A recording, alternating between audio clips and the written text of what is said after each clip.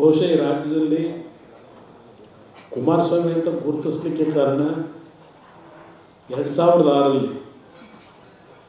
ಹಿರಿಯರಂಥ ಯಡಿಯೂರಪ್ಪನವರು ನಾವು ಇಬ್ಬರು ಜೊತೆಗೂಡಿ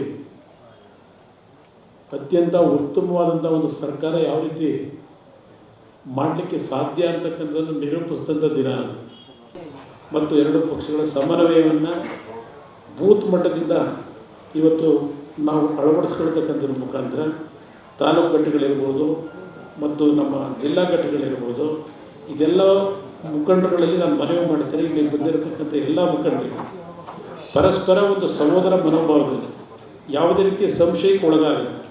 ಇವತ್ತು ಈ ಮೈತ್ರಿ ಇವತ್ತು ಹೊಂದಾಣಿಕೆ ಏನಿದೆ ಇದು ಭದ್ರವಾಗಿ ಇವತ್ತು ಈ ಚುನಾವಣೆಯಲ್ಲಿ ಒಂದು ಬುನಾದಿಯನ್ನು ಹಾಕಿದೆ. ಮುಂದಿನ ದಿನಗಳಲ್ಲಿ ರಾಜ್ಯದಲ್ಲಿ ಕಾಂಗ್ರೆಸ್ಸು ಸಂಪೂರ್ಣವಾಗಿ ರಾಜ್ಯದಿಂದ ಮರೆಯಾಗತಕ್ಕಂಥ ದಿನ ದೂರ ಇದೆ.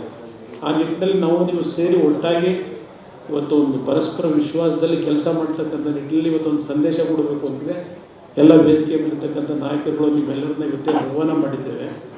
ದಯವಿಟ್ಟು ಈ ಮೈತ್ರಿಗೆ ನಿಜಕ್ಕೂ ಒಂದು ನಿಜವಾದಂಥ ಅರ್ಥ ದೇಶಕ್ಕೆ ಸಂದೇಶ ಕೊಡಲಿಕ್ಕೆ ಇವತ್ತು ರಾಜ್ಯದಲ್ಲಿ ನಮ್ಮ ಬಗ್ಗೆ ಪೂರಕವಾಗಿ ಮಾತನಾಡಿದ್ದಾರೆ. ಅವ್ರ ಬಗ್ಗೆ ನಾವು ಚರ್ಚೆ ಮಾಡಲಿಕ್ಕೆ ಹೋಗೋದಿಲ್ಲ. ಇವತ್ತು ಯಾವಾಗ ಮೈತ್ರಿ ಅಂತಕ್ಕಂಥ ಒಂದು ಪದ ಹೊರಗಡೆ ಬಂತು ಅವತ್ತೇ ಕಾಂಗ್ರೆಸ್ ಎದುರೋಗಿದ್ದಾರೆ. ಅವರಿಗೆ ಗೊತ್ತಿದೆ 3-4 ಸೀಟ್ ನಾವು ಗೆಲ್ಲೋದು ಕಷ್ಟ ಅಂತೇಳಿ. ಆ ಒಂದು ನಿಟ್ಟಿನಲ್ಲಿ ಇವತ್ತೇನು ಮೈತ್ರಿಯ ಬಗ್ಗೆ ಅವರಿಗೆ ನಡುಕ ಹುಟ್ಟಿದೆ.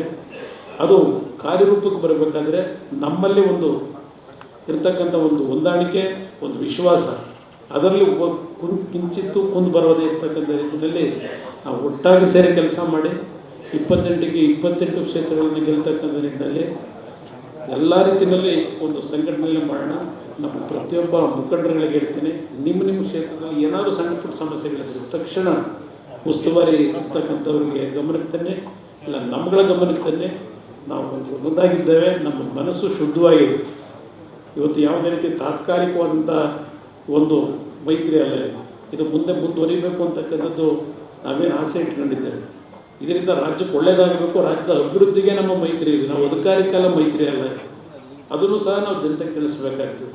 ಅದರಿಂದ ಒಟ್ಟಾಗಿ ಸಣ್ಣ ಪುಟ್ಟ ದೋಷಗಳಿದ್ದರೂ ಅದೆಲ್ಲವನ್ನು ಬದಿಗಿಟ್ಟು ನಮ್ಮ ಗುರಿ 28ಕ್ಕೆ 28 ಗೆಲ್ತಕ್ಕಂಥದ್ದು.